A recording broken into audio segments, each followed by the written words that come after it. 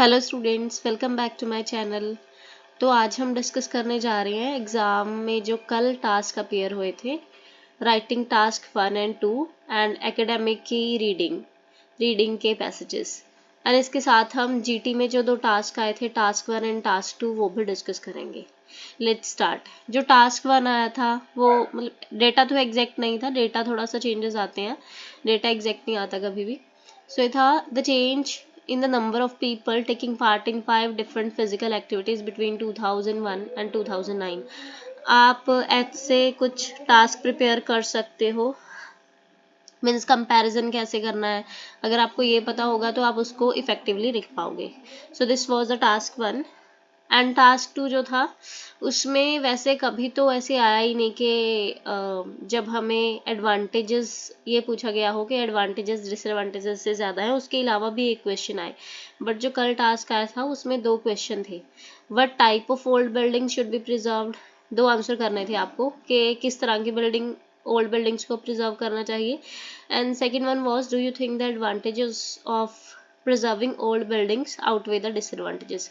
क्या old building को preserve करने के जो बेनिफिट्स हैं वो ड्रॉबैक से ज़्यादा है। यूजुअली ऐसा नहीं होता है, यूजुअली सिर्फ ये एक ही आता है जब do you think the advantages of something outweigh the disadvantages. पर कल ये ऐसा हुआ कि आपको 2 क्वेश्चंस पूछे गए थे। ओके, सो ये बहुत ही मीन्स पुराना टास्क है, बहुत सारे पहले भी एग्जाम्स में आ चुका है। सो आप ये सैम्पल आंसर रीड कर सकते हो। सबसे पहले हमने इंट्रोडक्शन लिखी है।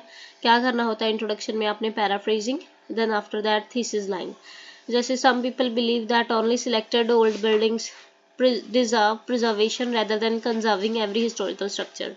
कुछ लोगों को ये लगता है कि जो कुछ सिलेक्टेड ओल्ड बिल्डिंग्स हैं उन्हीं को प्रिजर्व करना चाहिए सारी ओल्ड बिल्डिंग्स के बजाय। ओके, सो ये हमारी थीसिस लाइन हो गई। This essay will discuss which type of old buildings should be protected and argue that the advantages of preserving such buildings outweigh the disadvantages। ये 2 चीज़ें हमें डिस्कस करनी है। फर्स्ट हम क्या डिस्कस करेंगे, जो फर्स्ट क्वेश्चन हमें पूछा गया। अभी अगर कोई बच्चा इस क्वेश्चन का आंसर नहीं करके आया तो उसके टास्क अचीवमेंट में नंबर जाएंगे। Okay, in my opinion, old buildings that have historical, cultural and architectural significance should be prioritized for preservation।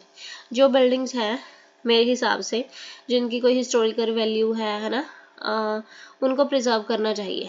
इनमें क्या क्या चीज़ें आती हैं, जैसे religious structures हो गए, heritage sites हो गई, ये सारी चीज़ें। जैसे हमने आगे example भी लिया एक, तो इसके अलावा building associated with significant historical event, जैसे कोई सिग्निफिकेंट हिस्टोरिकल इवेंट हुआ उसके साथ कोई रिलेटेड बिल्डिंग है तो वो भी प्रिजर्व होनी चाहिए। ओके, अभी नेक्स्ट पैराग्राफ में क्या लिखेंगे, बेनिफिट्स। पहले हम शो करेंगे कि preserving old buildings offers several benefits. ये जो फर्स्ट बेनिफिट हो गया हमारा, फर्स्ट क्या है कि लोग स्टे कनेक्टेड, अपने रूट्स के साथ से कनेक्टेड रहते हैं। सेकंड हो गया कि अट्रैक्ट करता है टूरिस्ट को। फिर नेक्स्ट हो गया कि furthermore restoring old structure is offer more friendly rather than demolishing them. उनको जैसे हम रेनोवेट करेंगे ना, वो इन्वायरमेंटल फ्रेंडली है। अगर हम उनको डेमोलिश करेंगे वो इन्वायरमेंट के लिए सही नहीं है। तो इसमें ही हमने बहुत सारे बेनिफिट्स लिख दिए। मतलब कुछ बच्चे क्या है 2 पैराग्राफ्स बनाते हैं, वो भी वे ठीक है, ये भी वे ठीक है। मतलब आप एक लेंदी पैराग्राफ बना सकते हो, उसके बाद एक डिसएडवांटेज का पैराग्राफ। सो ये हो गया हमारे disadvantages. However, there are some disadvantages। क्या है, मेंटेनिंग ओल्ड बिल्डिंग्स वो एक्सपेंसिव हो सकता है ना, और may require continuous investment which could otherwise B use for essential services like health care education. मतलब और भी बहुत सारी कि कुछ इंपॉर्टेंट चीज़ें हैं जिन पे स्पेंड की जा सकती है मनी, जैसे हेल्थ केयर हो गया और एजुकेशन होगी। फिर इसके बाद हमने एक पैराग्राफ वैसे बना दिया, आपको बनाना बना सकते हो, अदरवाइज अगर बनाओगे तो बेटर ही है, मार्क्स बढ़ेंगे ही आपके। Despite these drawbacks, I believe that advantages of preserving important old buildings clearly outweigh the disadvantages. So, with the careful planning, selective preservation, societies can protect their heritage while still allowing for modern development। ये हो गया हमारा conclusion।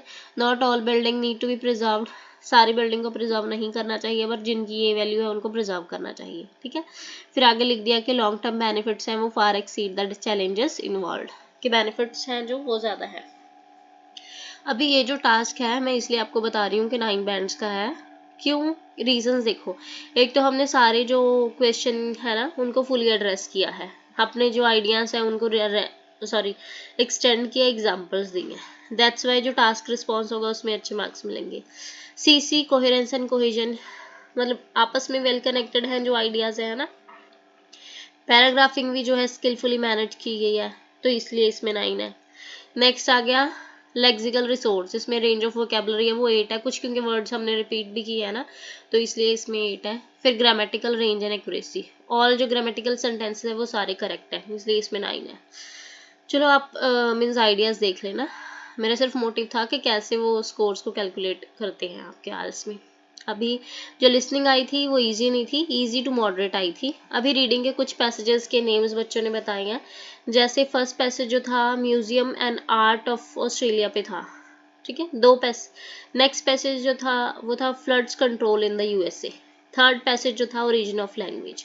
सो ये रहा आपका academic का जो भी task 1, task 2 and reading and listening में आया। Now we are moving to GT part. General training है, उसका जो पहला टास्क था it was quite easy. You visited local beach and found out there is the rubbish problem. आपने कोई बीच visit किया है बट वहाँ पे आपको रबिश की प्रॉब्लम लगी है ना, इसमें क्या क्या चीज़ों पे आपने फोकस करना था। Describe the problem, how it affects people on the beach, लोग जो जाते हैं उनको कैसे अफेक्ट करता है बीच पे। What you want to do about them, तो आप उसके लिए क्या करना चाहते हो। ये 3 चीज़ों के आंसर देने थे आपको। ओके, अभी हम मूव कर रहे हैं टास्क 2 पे, जो जीटी का टास्क था। जीटी का जो टास्क 2 था वो था सम पीपल से that school should reward students who show the best academic results. कहते हैं कुछ जो लोग हैं ना वो ये बिलीव करते हैं कि स्कूल्स को उनको रिवॉर्ड देने चाहिए जो बच्चे मतलब पढ़ाई में अच्छा करते हैं ना, वाइल अदर्स, दूसरी साइड कुछ और लोग हैं वो कहते हैं कि रिवॉर्ड्स उनको मिलने चाहिए जो परफॉर्म करते हैं बेटर गेम्स एंड म्यूजिक में। अभी आपको क्या करना था, discuss both views and give your opinion. Discuss both views and give your opinion, मतलब इसके 5 पैराग्राफ्स बनेंगे total. First would be of your introduction. Introduction में वही आप पहले पैराफ्रेजिंग करोगे, देन अपना ओपिनियन दोगे, फिर थीसिस लाइन आएगी। और बॉडी पैराग्राफ 1 में आप डिस्कस करोगे आपका पहला वाला पॉइंट, मतलब फर्स्ट व्यू पॉइंट, और बॉडी पैराग्राफ 2 में आप डिस्कस करोगे जो सेकंड वाला अपना था कि ये इम्पोर्टेंट है कि उन बच्चों को रिवॉर्ड मिलने चाहिए जो गेम्स एंड म्यूजिक में बेटर परफॉर्म करते हैं। और third paragraph opinion, third paragraph जो है सेकंड बीपी का, fourth opinion and fifth conclusion. तो ऐसे पैराग्राफ्स फॉर्म होंगे इसमें। अगर आपको किसी को आंसर्स पता है लिसनिंग एंड रीडिंग के तो वो आप कमेंट सेक्शन में बता सकते हो, सो दैट के अभी आपको पता ही है कि वैसे तो 1 वीक में रिजल्ट आ जाता है ना, बट स्टिल बच्चे जो है थोड़ा कंफ्यूज रहते हैं कि उनको कहीं से आंसर्स मिल जाएंगे एंड ऑल। सो आप अगर अपने आंसर्स बताओगे तो दूसरे बच्चे अपने आंसर्स उसके साथ मैच कर सकते हैं। मतलब आपके लिए भी बेनिफिशियल होगा और दूसरों के लिए भी बेनिफिशियल होगा। हाँ, अगर आपको ये जीटी वाले टास्क का सैम्पल आंसर चाहिए एंड ऑल तो आप मुझे कमेंट सेक्शन में बता सकते हो। और ऐसे ही मोर अपडेट्स के लिए आप मेरे चैनल को सब्सक्राइब कर दो एंड बेल आइकन आप ऑन कर सकते हो, सो दैट कि जब भी कोई अपडेट आए, कोई न्यू वीडियो आए, आपको पता लग जाए। Thank you so much, bye bye.